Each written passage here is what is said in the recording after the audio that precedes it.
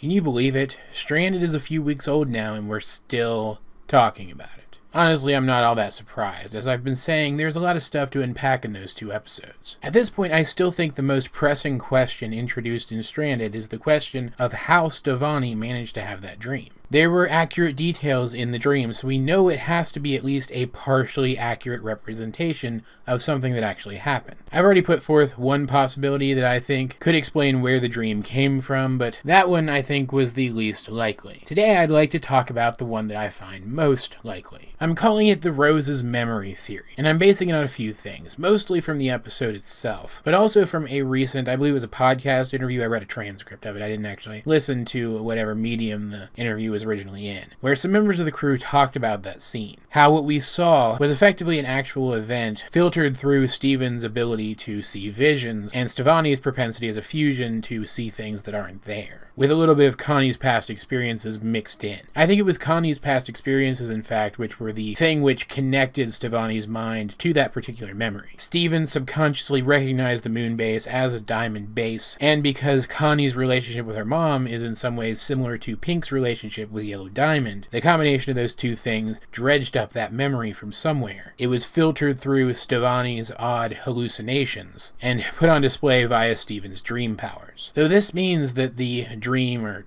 twisted vision, or whatever you want to call it, was internal. And granted, this isn't exactly what was said in that interview. It's just, this is the, I think, most reasonable way to take what was said. The most reasonable way to interpret it is that that vision came from Steven somehow. And I think I've worked out how that's possible. Now keep in mind that I'm not saying that Rose was Pink Diamond. I know some of you guys are going to expect that that's where I'm going with this, and that's just not the case. I have never been more sure than I am right now that Rose was not Pink Diamond, which means that this memory somehow came from her while also being Pink Diamond's memory. As for how Steven would have access to one of Rose's memories in the first place, I'd like to take us back to the now quite old book, Guide to the Crystal Gems, written by Rebekah Sugar herself. In that book, it was revealed by Pearl that somehow, by some process that we're probably never going to understand, Rose was able to take the information stored on her gem and convert it into a state where it was compatible with Greg's human DNA. That's how Steven can have physical traits similar to Rose. Her appearance data, for lack of a more apt term, does make up part of his DNA, but this also means that things such as the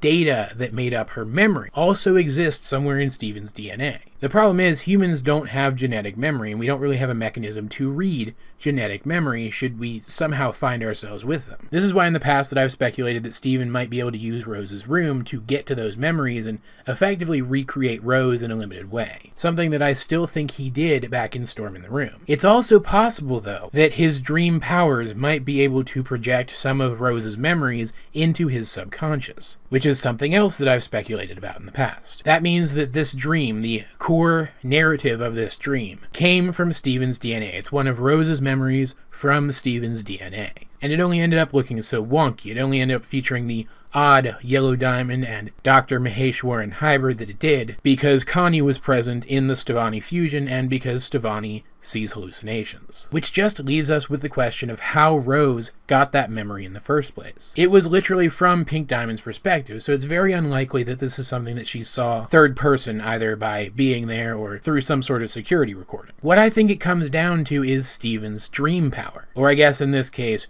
Rose's dream power. One of the aspects of that power is that through his dreams he can astral project into other people's minds. Now it's still unconfirmed whether or not Rose had that power or if it worked differently in any way than Steven's version. But if she had any version of that power at all, it is conceivable that she might have at some point astral projected into Pink Diamond's mind and seen that memory from Pink Diamond's perspective. In which case she would have remembered experiencing it just as Pink Diamond did, allowing for Steven in the Stevonnie fusion to recall that memory from Rose's information in his DNA, allowing Stevonnie to relive it in dream form. Is this a bit of a stretch? Yes, absolutely. But I think it fits well enough with what has been said by the crew regarding that scene, what we saw in the scene, and Steven's power set as we know it to be, that it works. But as per usual, I'd like to know, what do you guys think of this theory? Have I envisioned something meaningful, or am I only dreaming? Let's get a discussion going in the comment section down below, or over on my Discord. link in the description. Also, very quickly before you guys move on from this video, I want to point out that this is my 98th video in my theory playlist. That does mean that after next week's video, we will be at 99 theories, and the video which follows it will be my 100th theory video